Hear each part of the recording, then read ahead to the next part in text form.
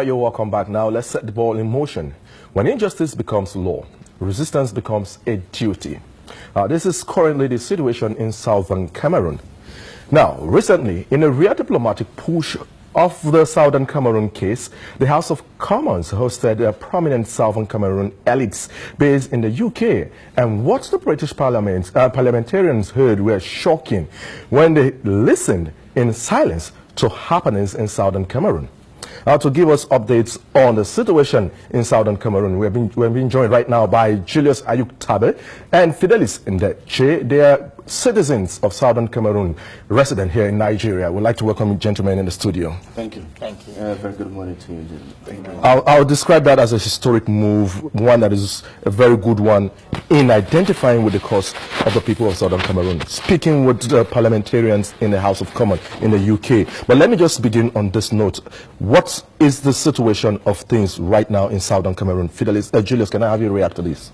Okay, thank you once more for having us. And by the way, that meeting at the UK Parliament is befitting because don't forget the British got us into this mess. So we're going to, that's for another discussion. Okay. But since the last time we were here, so much is happening. On the diplomatic front, we have since got all the pressure groups because this issue did not start today. It did not start yesterday. Actually, there have been pressure groups calling for the restoration of the independent state of Southern Cameroon for many, many years, for decades. So one of the things we realized as the pressure mounted in the last couple of months is that there have been a lot of groups, different factions, and all those leaders have realized that, as always, they have a common cause, a common enemy in the government of the Republic of Cameroon. And so they have all come together in what now has been termed the Southern Cameroon's Ambazonia Consortium United Front. Okay. Every single pressure group of this struggle is part of that consortium. And so now, this is a very strong voice for the whole of the struggle. And they met and they came up with a declaration, after which we have already had one massive protest march at the United Nations headquarters in New York. It was again attended by people from different factions. So now, instead of having MORISC, which is one of the movement for the restoration, or consortium, or the SCNC, different factions organizing their marches, now all marches are being mothered or supported by the SCACOF, as we call them, the Southern Cameroon's Ambazonia Consortium United Front. And they are making a massive push together because we have now realized that our unity and our strength in this fight is not to be going in different directions. We have one common purpose, our eyes are all fixed on the prize, and that's what we are heading to. And just to show you the support that this group is receiving, yesterday was Women's Day. Yes. In every country, and typically in Cameroon, our women know how to celebrate. Yeah, but guess sure. what? I think I've seen that last year. Oh yeah, one thing about Cameroon is that they are happy-go-lucky people. But what happened yesterday has sent the message to Yaoundé once more, like we did on the 11th of February. Yesterday, in the southern Cameroons, the women decided to stay at home because truly what's there to celebrate? Their daughters have been raped, their sons have been hijacked. As we speak now, women are being arrested from their homes and taken to Yaoundé. So the women said, well, there's no reason for us to celebrate. That's the degree to which this cause has gone into the hinterlands. And all our people are saying enough is enough. Now, do you think this Ambazonia that's been pulled as a conglomerate that will push forth the agenda of the people of Southern Cameroon in one direction will stand the test of time, knowing fully well that a pressure group like the Southern Cameroon's National Council, which is the SCNC, was a bit, do I say, strangled some months back, and we don't see it in full capacity acting to speak as a voice for the people of Southern Cameroon. Do you think the Ambazonia will do that? That's the more reason why we think this union is a strong force. Because even if some parts of some pressure groups were a bit weak, were falling apart or feeling a little weak, now that they have all united, the strength has come back to all of them. So if, for example, Ambazonia wanted to organize a conference, they had only members of Ambazonia. Today, we have, actually next weekend, we have, the consortium is organizing a big rally in, is it Atlanta? Or no, Houston. In Houston, okay. Texas. Houston, Texas. And guess what? All the members of other pressure groups are going to support them. So this one voice is making things, trust me, I'm sure the government of the Republic of Cameroon is not sleeping. They know that the heat is on, and that heat will not stop until we get what we are asking for. I want to tell you that we have reached a stage where even some of the lover boys of this movement, the people who have been like the heroes of this movement, if they wake up now and say something about federation, everybody is backing away from them. That's how much the government has pushed the people to all go in one direction. So the heat is on now in Cameroon. Seriously. 100 degrees Celsius, isn't it? Yes, yes. Now, Fidelis, Yes, official sir. witness to this declaration done on the 26th day of February 2017, consolidating the gains of the Catapult Revolution in southern Cameroon, with additional written submissions from Mola Njol Letumbe and Mr. Dennis Atem Kang, the signing.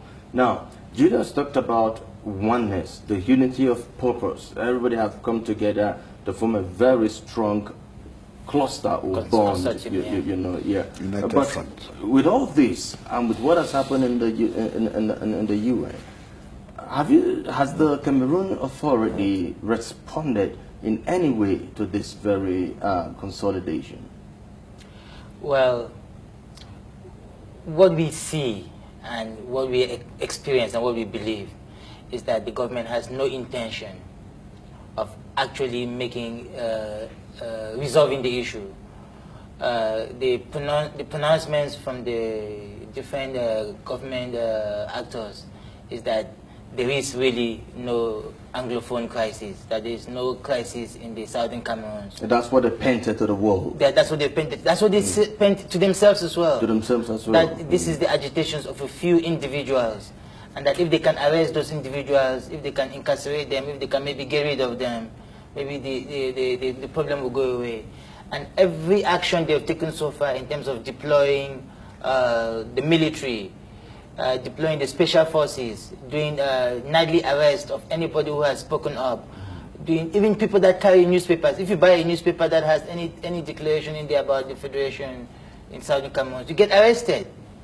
If they see, so their solution to the problem has been to arrest as many people as possible, to bring them in front of special military tribunals for declaring secession, and to threaten them with the death penalty.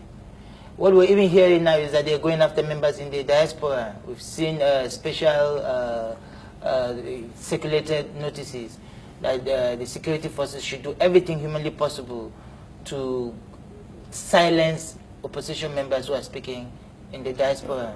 But if the government of Cameroon is saying that there is no agitation for secession, that Cameroon is in peace, and doesn't the world know about the shutting down of internet and electricity? Is this not enough reasons or evidence to show that there is an issue going on in Cameroon? 51 days. It's actually 52 days since the internet was cut off in southern Cameroon. There are 9 journalists that have been detained and that have been put in maximum security. So they're doing everything humanly possible to silence any information coming out from that region. And I think we believe that there's complicity in certain parts, especially of the United Nations, to try and make sure this information does not get out. But I think that is the role that Cameroonians in the diaspora have to play, to ensure that, the people, so many people that have been disappeared, so many people that have been killed, so many people that have been tortured, so many people that have been injured and maimed, that their efforts do not go in vain. And what we're doing now essentially is try and help the people who are back home, who have to suffer through this repression, who have to suffer through militarization of the streets, who have to suffer through nightly raids and kidnappings by the government, to ensure that the message gets out as quickly and as soon as possible. Okay, now let me have you, Julius, still react to this issue from the scaffold declaration, and that seems to be the new arrangement that we are having popping out from the southern Cameroon, and the emphasis is to pay allegiance to the Ambazonia, which seems to be the common front or the consortium upon which people of southern Cameroon is going to speak as one voice. Now, you're having offices in Europe, South Africa, Nigeria, the United States of America, Asia, and other areas as need may arise. Meantime, the various committees and organs of the Secretariat shall be manned in the days ahead. We hope to see that happening anytime soon. But let me get your take on this. Establishing offices outside Cameroon right about now, what's the intention? Okay, we have to establish offices. We have to coordinate the efforts of everybody. Unfortunately, we can't do that in Cameroon. The government has displayed in no mean way that the degree to which they can go to quell this. So what we are doing is we've set up a secretariat, and then we are going to have offices. As a matter of fact, as we speak, offices are being set up. Okay. We have already consulted, and we are recruiting an international law firm, which is going to not only dig out all our petitions that have received success at the United Nations. They will come to Abuja and pick out our declaration at the Abuja High Court. But in addition to that, they're actually going to now formally establish cases against crimes against humanity for not only the Republic of Cameroon, but individuals, starting with the President of the Republic. So we are going to make cases against those people, and we know that with the secretariats at the different places, those countries you mentioned, and of course we have lots of lawyers in most of those secretariats.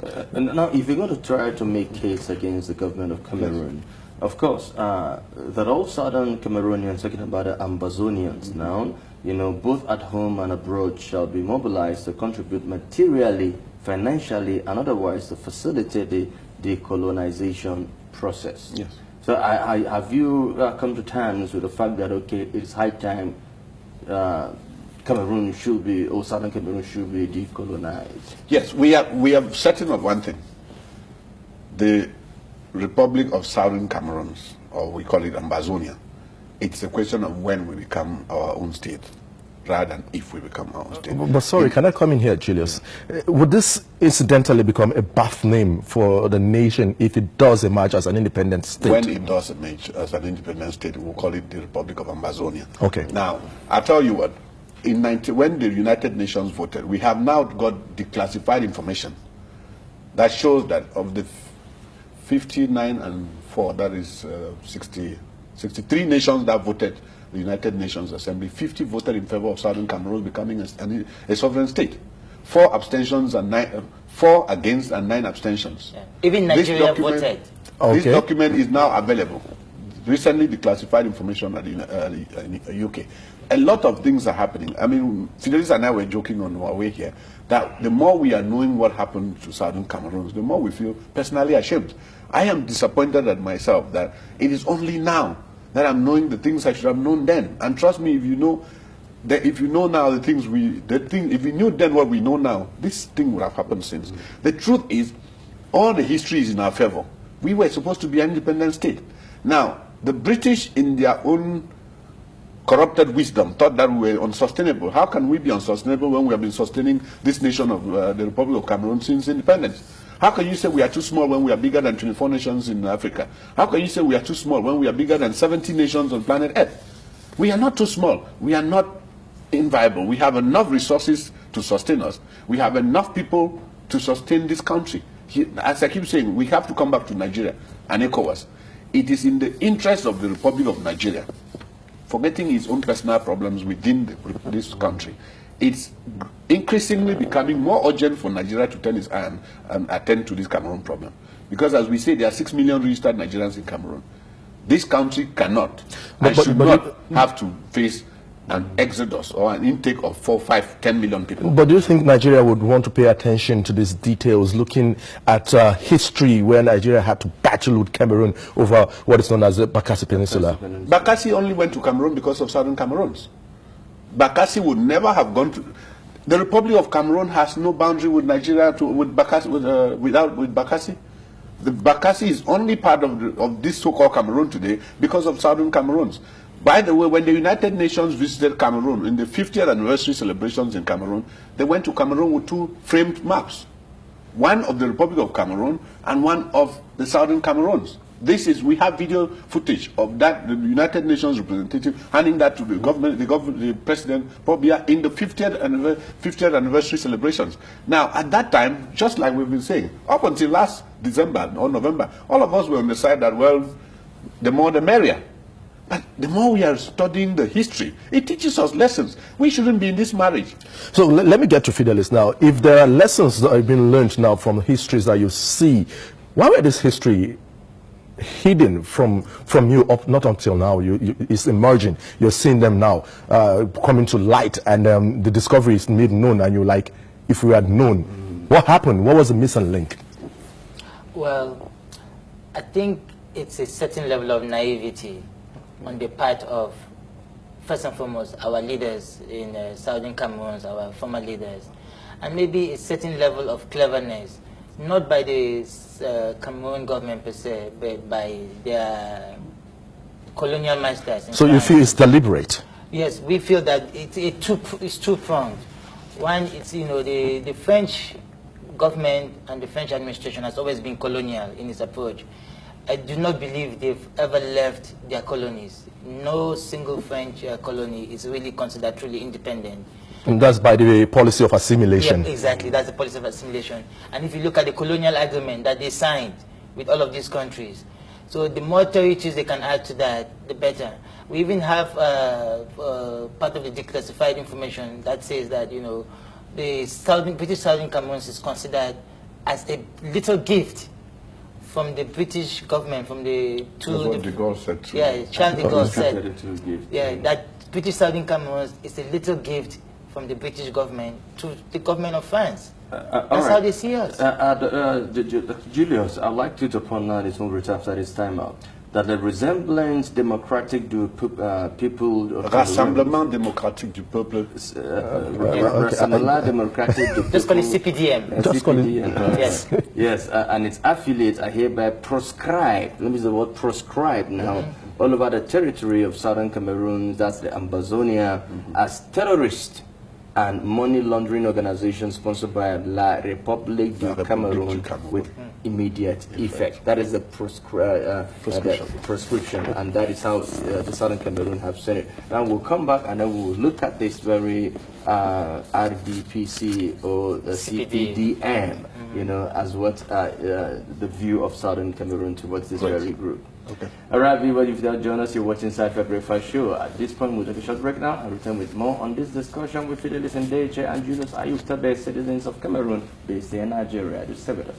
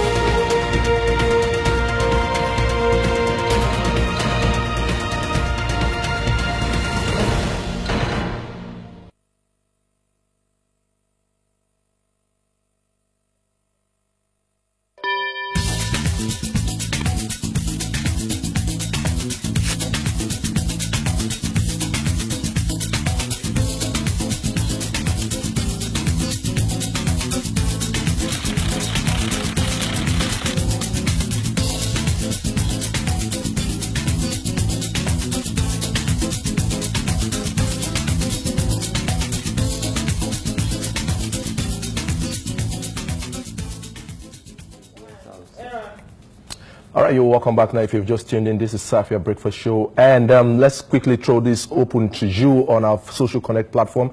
If you want to react to what is going on in Southern Cameroon, you can visit our Facebook page, www.facebook.com/Safiya on TV Gota. Would definitely love to hear from you. If you have questions to ask, please drop your questions on that platform. Right about now, we are looking at the situation in Southern Cameroon, and our guests are Julius Ayuk Tabe and Fidelis Indeje, both are citizens of Cameroon Republic, resident here in Nigeria. Now, just before the timeout, Chris brought up an issue that proscribed the RDPC as, or the RDPC or CPDM. Yes. Let's put it that way, as a terrorist and money laundering organization sponsored by the Cameroon Republic, with an immediate effect. I don't know. I think I am a bit curious here. Why should an institution like this that has been in existence be proscribed as a terrorist institution? Okay. This group is actually the political party. It was the only political party in Cameroon. When they decided to unify the country, it was the CNU at the time, Cameroon National Union.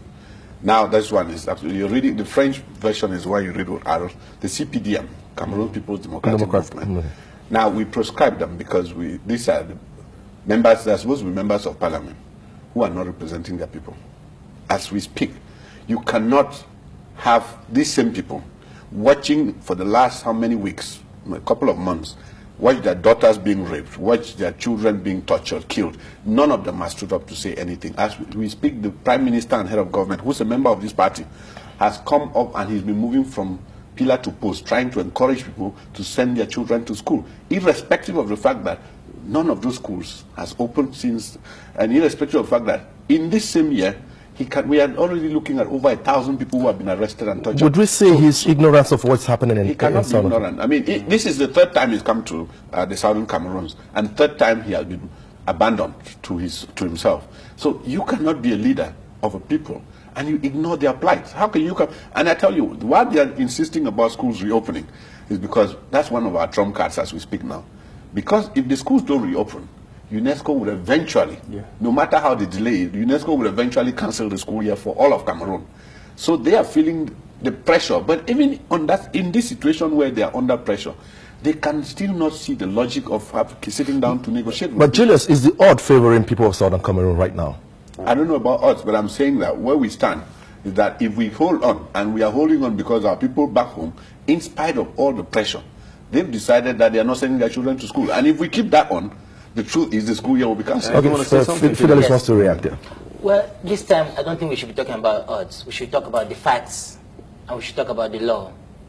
You know, the facts support our case for an independent nation that can self-determine. The law, especially the United Nations law, also support the case for an independent Southern Cameroon. The evidence on the ground shows that the Republic of Cameroon has never considered Southern Cameroon as part of its territory. And they've done everything humanly possible in the past 56 years to eviscerate all the resources of the territory, to destroy all its industries, to marginalize the people of that territory. That's why if you look at it, almost any Southern Cameroon of note is out of the country working because you cannot get a job in Southern Cameroon. As a Southern Cameroon. But the unification policy in Cameroon now places both and the Anglophones and the Francophones as one people, as an entity, isn't it? Let me tell you, we were coming and we watched an advert by the national carrier, the national airline in Cameroon. They do 70 flights a week within Cameroon. And guess what? They have 6 airports in Cameroon, none of them in Southern Cameroon. 6, as we speak. In Southern Cameroon. None of those airports is in Southern Cameroon. Now, how do you consider yourself a part of a country that has the national carrier moves 70 flights in a week, and none of them goes to your region? That's taking back to what Aaron asked earlier on. You know, how come all this history, Lena, has been concealed without you knowing? That's why we are saying that if you had known this before now, exactly, then all this wouldn't have happened. We are not only disappointed ourselves. I'm ashamed of myself. I'm sitting here today, so many years later, to realize that we have been cheated for so long, but we thank God that we are awake at Don't least be ashamed, Julius. Fidelis, let's go back to history a little bit now. We know that we had the National Council of Nigeria and Cameroons. If that arrangement would have sufficed to exist as an entity, a movement that would have spanned a long time and gradually emerge as a nation, independent nation state of itself, do you think that would have been the best option for this cry that we are pushing for today? Well, you know, the hindsight, as we say, is better than 2020. Looking back at the situation, it's clearly obvious that, you know, from a language perspective, from a cultural perspective, you know, what defines a people, the language they speak, the laws they follow. Southern Cameroon is completely different from the Republic of Cameroon. They follow the civil law system, we follow the common law. The system of education is actually prescribed in France. We have a completely separate and independent system of education, the language we speak. So if we had stayed with the Southern Nigeria National Council, I think eventually that would have been a much better path. But obviously, the decision was never left to Southern Cameroonians. So basically, we would be right to say that what is happening right about now is an accident of creation.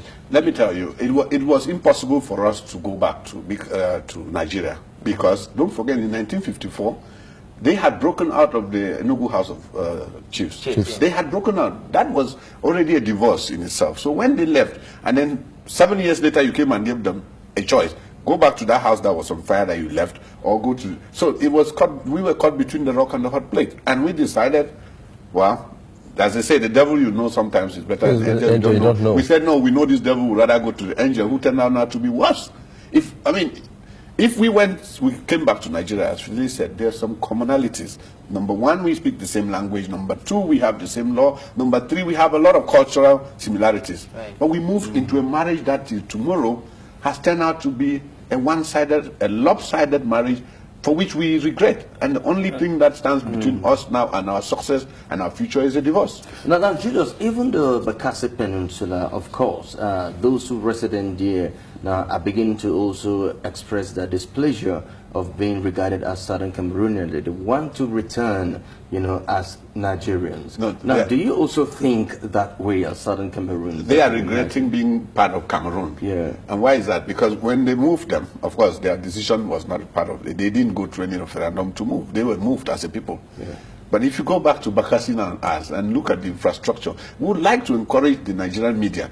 Do your investigative journalism. You guys go shine the light. We see the government of Cross River State trying to pay attention to the people of Bakassi Peninsula by providing them with some level of kind of assistance based on their plight. So? That's exactly the point we're making. Should they be the ones to do so? If these people had moved and gone to a country that cared or that cares, this country should take care of them.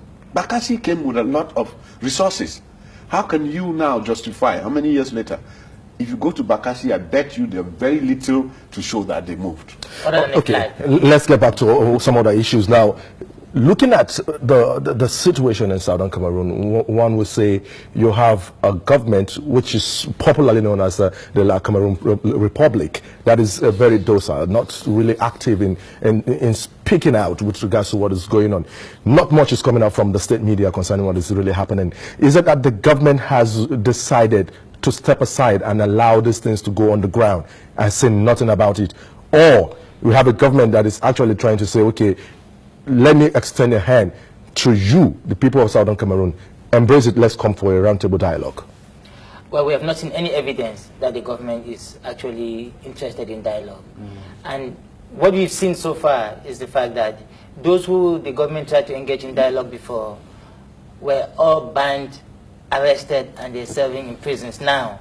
So even if the government were to call for dialogue, it's hard to imagine anybody wanting to step forward for dialogue unless first they release all the people that they have arrested.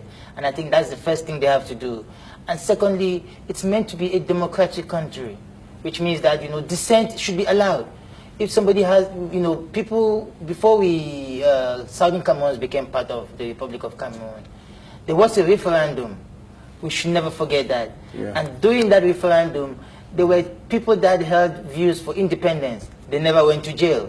There were people that held the views that they should Southern Cameroon should remain part of Nigeria. 40% of the people, they never went to jail.